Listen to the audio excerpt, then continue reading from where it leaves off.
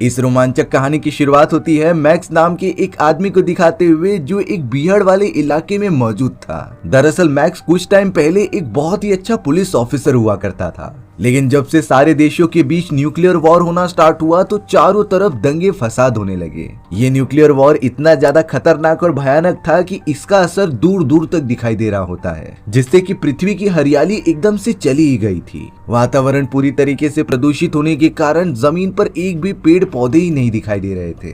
सारी सरकारें और सत्ताएं एकदम से ढह चुकी थी। मैक्स को तो यहाँ पर अपनी फैमिली के लगातार विजन्स आते हैं जो कि कई सालों पहले मारे जा चुके थे, लेकिन मैक्स चाहता था कि वो इन सारे विजन्स को कंट्रोल में रखे क्योंकि यही उसके फैमिली की लास्ट यादें बची हुई हैं।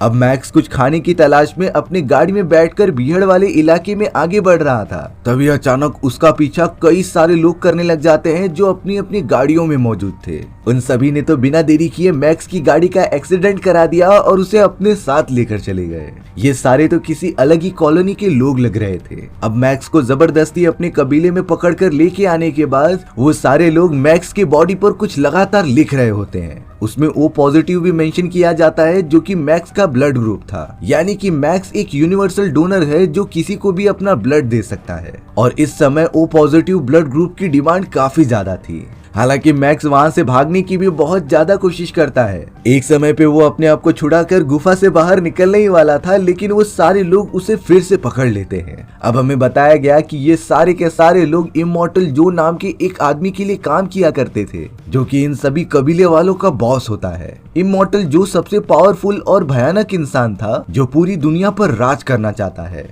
इमॉर्टल जो तो अपने आदमियों के साथ पहाड़ी की ऊंचाई पर रहा करता था। उसने एक अजीब तरीके का मास्क पहना होता है जिसके दोनों तरफ ऑक्सीजन की पाइप लगी हुई थी और उसी से ही वो सांस लेकर जिंदा रहता। इमॉर्टल जो के कबीले के सारे रहीवासी बहुत ही ज्यादा गरीब और लाचार होते हैं। जो तो चाहता था कि सभी लोग उसे अपना भगवान मान ले और उसकी पूजा अर्चना करें। अब वो सारे गरीब लोग जो एक बूंद पानी के लिए तरस रहे होते हैं, उनके लिए इमॉर्टल जो ने इतने समय बाद पानी की धार ओपन कर दी थी, जिससे कि सभी गरीब लोग बहुत ही ज्यादा खुश होकर पानी पीने लग जाते हैं। हालांकि इन सभी पानी के ऊपर किसी का भी हक नहीं था, लेकिन इमॉर्टल जो इस पूरे कबीले का राजा होता है, इसीलिए उसने उसके ऊपर कब्जा कर लिया और वो तब से ही पानी का यूज अपने लिए करता है। बट वो सारे लाचार गरीब लोग इस सिचुएशन में कर भी क्या सकते थे, उनके पास कोई ऑप्शन ही नहीं होता।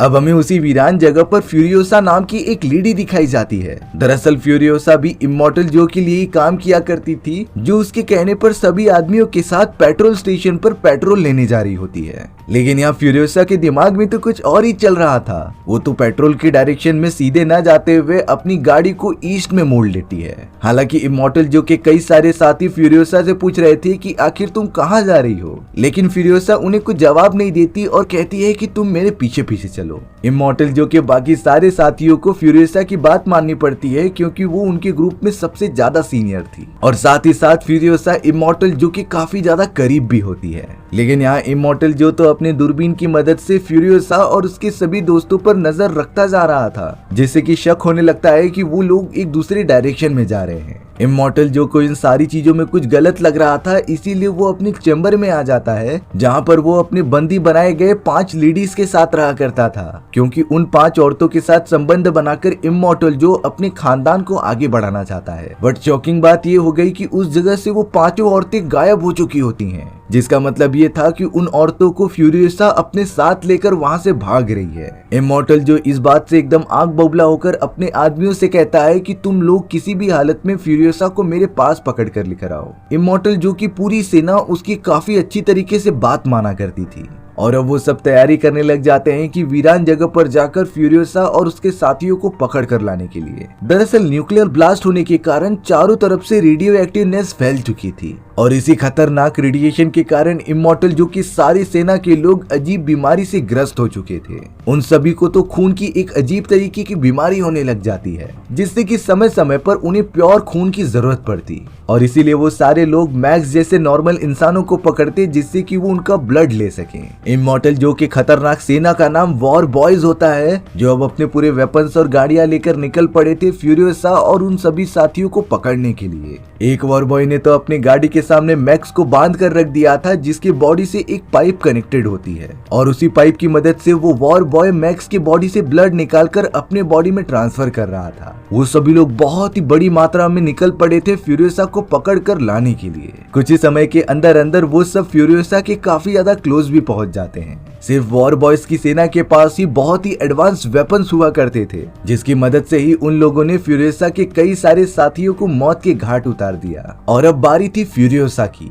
इमॉर्टल जो कि अब वो सारी खतरनाक सोल्जर्स लगातार फ्यूरियोसा को पकड़ने के लिए उसके पीछे जा रहे थे, लेकिन अब थोड़ी देर के अंदर ही अंदर उन सभी के सामने एक बहुत ही बड़ा तूफान आ जाता है। फ्यूरियोसा के पास अपनी जान बचाने का और कोई भी ऑप्शन नहीं था, इसीलिए वो बिना कुछ सोचे समझे उस तूफान के अंदर घुस जाती है। हालांकि बाकी सारे वॉर सोल्जर्स अपनी जान नहीं गंवाना चाहते थे, इसीलिए वो पीछे हट जाते हैं। बट वो वॉर सोल्जर जिसकी गाड़ी के सामने मैक्स बंधा हुआ था, वो किसी भी हालत में फ्यूरियोसा को पकड़कर इमॉर्टल जो के हवाले करना चाहता था, जिससे कि उसे इनाम मिल सके।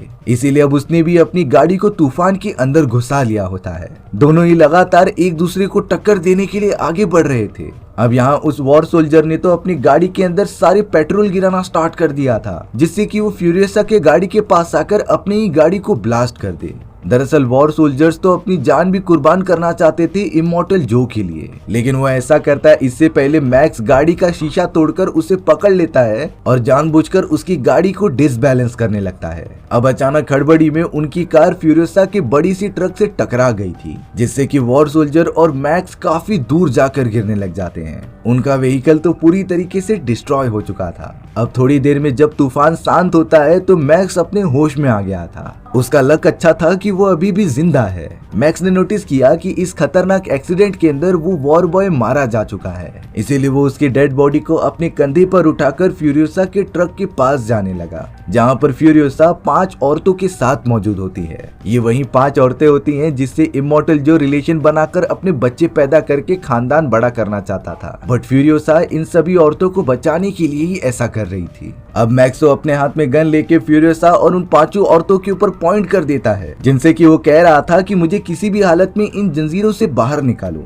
अब वो लेडीज डर के मारे मैक्स की जंजीर काटने आ चुकी थीं, लेकिन फ्यूरियोसा को पता था कि ऐसा करना बहुत ही ज्यादा खतरनाक हो सकता है। वो तो डायरेक्टली मैक्स को धक्का देकर उसे बुरी तरीके से मारने लगी। दोनों के बीच तो एक घमासान लड़ाई चालू हो जाती है, जिसमें कि ऑब्वियसली फ्यूरियोसा डोमिनेट कर रही थी। लेकिन तभी हमें वो वॉर बॉय दिखाया जाता है जो मैक्स की जंजीर से बंधा हुआ था, यानी कि वो तब से मरने की सिर्फ एक्टिंग कर रहा था। अब उस वॉर बॉय ने तो पीछे से आकर फ्यूरियोसा पर ही हमला कर दिया होता है, जो फ्यूरियोसा को दूर ढकेलकर मैक्स की जंजीर काटने आ चुका था। दरअसल वॉर बॉय मैक्स के साथ मिलकर फ्यूरियोसा को हराना चाहता था, जिससे कि वो इमॉर्टल जो को उसे सौंप दे। पर जैसे ही वॉर बॉय ने फ्यूरियोसा को दूर ढकेलते हुए मैक्स की जंजीर को ओपन किया, तभी अगले ही मोमेंट में मैक्स वॉर बॉय को मारकर दूर ढकेल देता है और उस ट्रक को अकेले लेकर वहां से जाने लगता है, क्योंकि मैक्स ये सारी चीजों के बीच में पड़ना ही नहीं चाहता था। उसे तो सिर्फ इन सारे कबीले वालों से दूर जाना है। अब वो ट्रक थोड़ा आगे जाकर अपने आप ही रुक जाती है। यहाँ फ्यूरियोसा उन 5 औरतों से कह रही थी कि हमें आगे बढ़ना पड़ेगा, क्योंकि अगर हम यहाँ पर रुके तो हमारी जान को बहुत ही ज्यादा खतरा हो सकता था। इसीलिए फ्यूरियोसा उन औरतों को लेकर डायरेक्टली उस ट्रक के पास पहुंच जाती है जिसके अंदर मैक्स मौजूद था। फ्यूरियोसा ने मैक्स को समझाया कि उसने अपने ट्रक के अंदर एक ऐसी प्रोग्रामिंग की है जिससे कि फ्यूरियोसा के फिंगरप्रिंट लगने के कारण ही ये ट्रक आगे बढ़कर काम करेगी।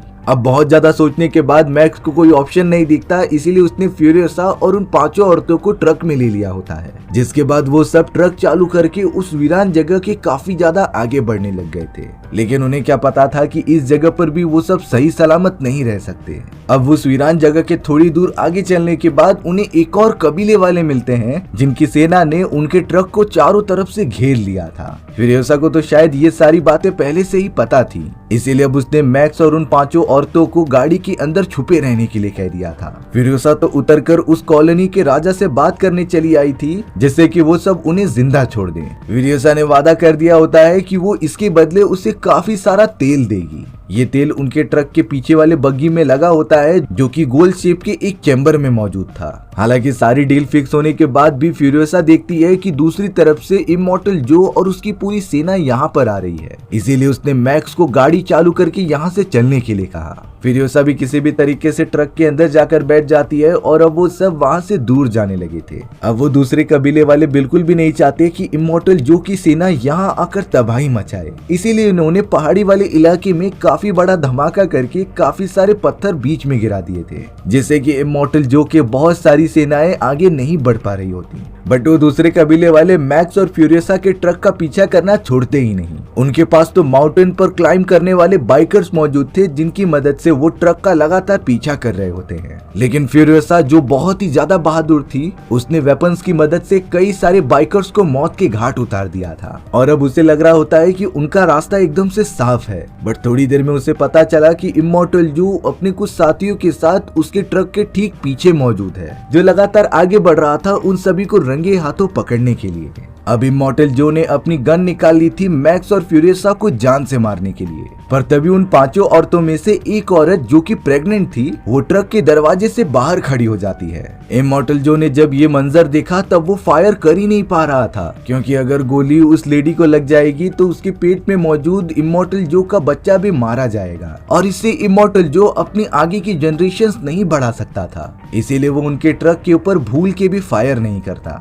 बट अब इमॉर्टल जो के सारे वॉर बॉयज की सेना वहां पहुंच चुकी होती है, जिन्होंने अपने हथियार की मदद से ट्रक के स्टीयरिंग व्हील को ही लॉक कर दिया था और अब मैक्स उस ट्रक को पूरी तरीके से कंट्रोल कर ही नहीं पा रहा होता। अगर ऐसा ही चलता रहा तो उनका ट्रक डायरेक्टली किसी चीज में जाकर भिड़ जाएगा, इसीलिए अब वो प्रेग्नेंट लेडी काफी ज्यादा बहादुरी दिखाती है और उस जंजीर को डायरेक्टली जाकर काटने लग जाती है। जंजीर तो अगले मोमेंट में कट चुकी थी, लेकिन ट्रक का बैलेंस बिगड़ने के कारण वो एक छोटी सी चट्टान से डायरेक्टली जाकर टकरा गई थी। हालांकि ट्रक का दरवाजा पूरा टूट चुका था, बट वो प्रेग्नेंट लेडी किसी भी तरीके से उसके पीछे आ जाती है, यानी कि वो अभी भी जिंदा थी। अब वो लेडी किसी भी तरीके से ट्रक के अंदर जाने की कोशिश करती है, लेकिन उसका पैर वहां से फिसल चुका था। बाकी लोग उसकी मदद करने के लिए हाथ भी बढ़ाते हैं, लेकिन शायद तब तक काफी देर हो चुकी थी और वो प्रेग्नेंट लेडी वहां से नीचे गिर जाती है। इमॉर्टल जो जिस गाड़ी में मौजूद था उसके ठीक सामने अब वही प्रेग्नेंट लेडी आ चुकी होती है, इसीलिए अब इमॉर्टल जो ने उसे बचाने के लिए अपनी कार को साइड में ले लिया, जिससे कि गाड़ी का बैलेंस बिगड़ जाता है और उसका भी एक बुरी तरीके से एक्सीडेंट हो गया था। लेकिन इन सारी चीजों से मैक्स और फ्यूरियोसा को काफी समय मिल जाता है और वो ट्रक लेकर काफी ज्यादा आगे बढ़ गए थे। यहाँ इमॉर्टल जो बाहर निकल के अपनी उस लेडी को देख रहा था जो कि प्रेग्नेंट थी और शायद से वो काफी ज्यादा घायल होकर अपनी आखिरी सांसें ले रही होती है।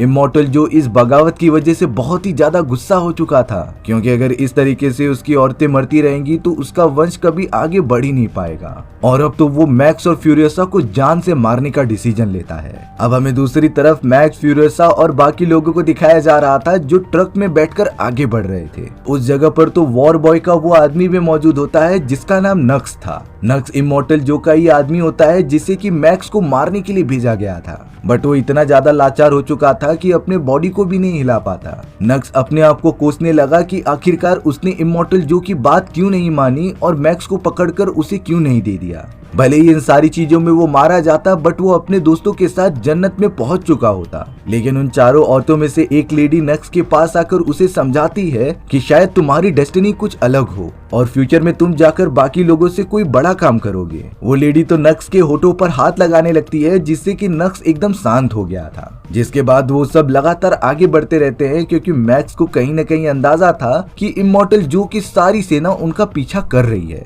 इसीलिए अगर वो एक जगह पर रुक गए तो ये उनके लिए खतरा हो सकता था। अब लगातार आगे बढ़ते रहने के कारण मैक्स ने डिसीजन लिया कि हमें उन सभी लोगों को बीच रास्ते में ही रोकना होगा। इसीलिए मैक्स और फ्यूरियोसा ने मिलकर रेत के अंदर काफी सारे डायनामाइट लगा दिए होते हैं, जिससे कि जब इमॉर्टल जो के आदमी यहाँ से गुजरेंगे तो वो ब्लास्ट हो सके। कुछ समय बाद होता भी ऐसा ही है। जब इमॉर्टल जो की पूरी सेना उस जगह से गुजर रही थी तो डायनामाइट की वजह से वो पूरा ब्लास्ट हो जाते हैं। कई सारे वॉर बॉयज के व्हीकल्स तो पूरा डिस्ट्रॉय हो चुके थे और इसी वजह से बाकी सारे लोग भी डर के मारे पीछे की तरफ रुक जाते हैं। उन सभी में से सिर्फ एक ही व्हीकल थी जो पूरा व्हीकल से ग्रस्त होती है, वो बिना डायनामाइट से डरे हुए आगे की तरफ निकल जाती है। ये इमॉर्टल जो के सबसे काबिल वॉर बॉय की टीम थी। जो अब लगातार मैक्स की गाड़ी का पीछा करने लग जाते हैं। हालांकि फ्यूरियोसा मैक्स बाकी लोगों को लेकर काफी आगे निकल चुके थे, लेकिन बीच रास्ते में ही उनकी ट्रक के टायर एक रेतीले दलदल में फंस जाता है, जिसे कि निकालने के लिए सभी लोग अलग अलग चीजें ट्राई कर रहे थे।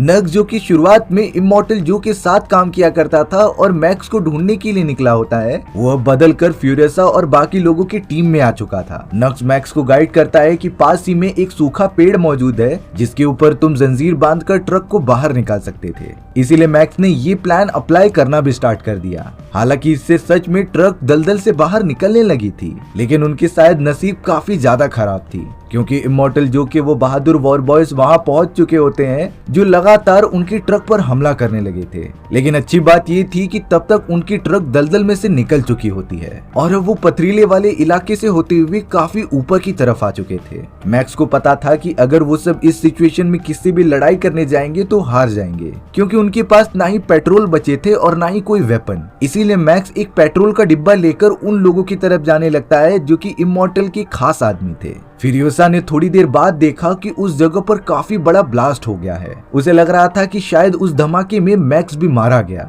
लेकिन ऐसा बिल्कुल भी नहीं होता। मैक्स तो वहां से वापस आ रहा था जिसके पास कई सारे वेपन्स और पेट्रोल मौजूद होता है, यानी कि उसने इमॉर्टल जो के लोगों को मारकर उनकी कार डिस्ट्रॉय कर दी और सारा जरूरत का सामान लेकर आ गया। अब मैक्स, फ्यूरियोसा और बाकी सारे लोग ट्रक के अंदर बैठकर अपनी डेस्टिनेशन की तरफ बढ़ने लगे थे। कई घंटों का सफर तय करने के बाद फ्यूरियोसा एक ऐसी जगह को नोटिस करती है जहां पर एक बहुत ही बड़ा टावर मौजूद था। फ्यूरियोसा ने जब मैक्स को बताया कि जब मैं छोटी थी तो मेरे इलाके में भी इसी तरीके का एक टावर हुआ करता था, इसीलिए फ्यूरियोसा बिना किसी डर के उस टावर के पास चली गई और अपना नाम पुकार कर चिल्लाने लगी। थोड़ी देर के अंदर ही अंदर वहां पर तो एक कबीले वाले आ जाते हैं जो सभी लोग बाइक पर सवार थे।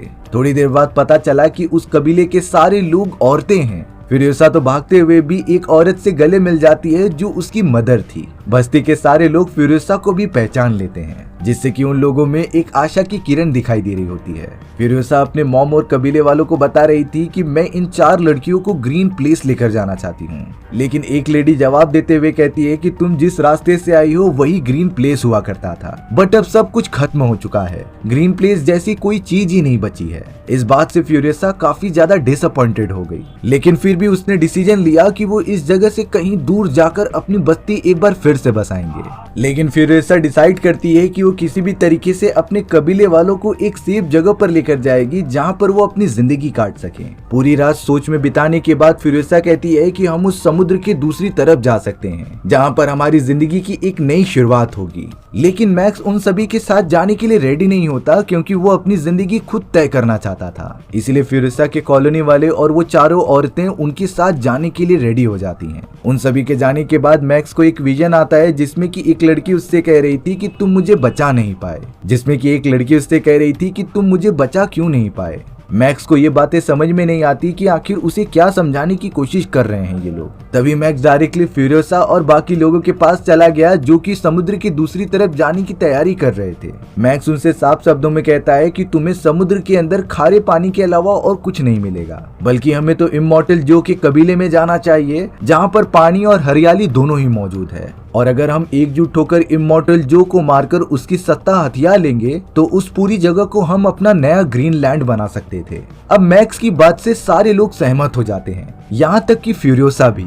इसीलिए वो सब दूसरी तरफ चल पड़े थे, इमॉर्टल जो के कबीले की तरफ। अब यहाँ इमॉर्टल जो बड़े दूर से ये देख लेता है कि फ्यूरियोसा और उसके सारे दोस्त कबीले की तरफ बढ़ रहे हैं। इमॉर्टल जो के सारे सैनिक तो उसके पास थे, यानी कि वो लोग कबीले पर जाकर कब्जा करना चाहते थे। इसीलिए अब इमॉर्टल जो अपनी पूरी सेना के साथ फ्यूरियोसा और उसके ट्रक का पीछा करने लग जाता है। अब वो सब बहुत ही कम समय में उनके काफी ज्यादा पास पहुंच चुके थे, पर फ्यूरियोसा और मैक्स के पास वेपन्स होने के कारण वो उन्हें काफी ज्यादा डैमेज देते रहते हैं। लेकिन इमॉर्टल जो के सैनिकों की संख्या काफी ज्यादा होने के कारण वो सभी उनके ट्रक पर चढ़ गए और उन चारों लेडीज में से एक लेडीज को पकड़कर अपने साथ रख लिया। फ्यूरियोसा इन सारी चीजों से काफी ज्यादा गुस्सा हो जाती है, इसीलिए अब उसने डायरेक्टली जंप लगा दिया था इमॉर्टल जो की गाड़ी पर। इमॉर्टल जो जैसे उसे मारने जाता तभी फ्यूरियोसा उसके मास्क को पकड़ती है और उसे काफी तेजी से नीचे खींचती है, जिससे कि इमॉर्टल जो का पूरा चेहरा ही फट गया था और वो तुरंत ही मारा जाता है। लेकिन उन सभी के पीछे अभी भी थी इमॉर्टल जो के कई सारे सैनिक लगे हुए थे। इसीलिए अब नक्स ने बड़ी चालाकी दिखाते हुए ट्रक के अंदर बहुत सारे पेट्रोल गिरा दिए और उन्हें इमॉर्टल जो के सैनिकों के ऊपर फेंक दिया, जिससे कि वहां एक बहुत ही बड़ा धमाका होता है और सारे के सारे सैनिक खत्म हो चुके थे।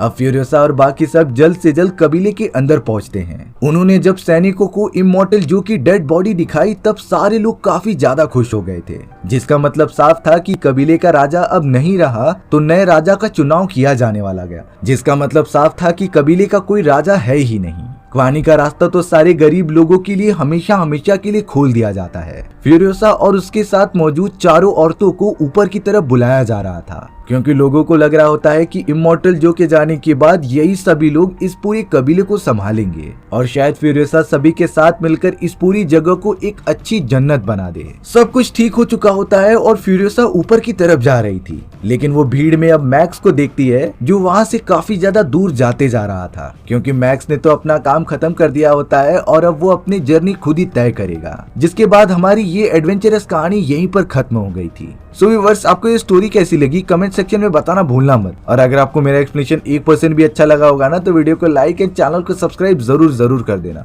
मिलते हैं इसी तरीके की मजेदार वीडियोस में, तब तक के लिए बाय बाय।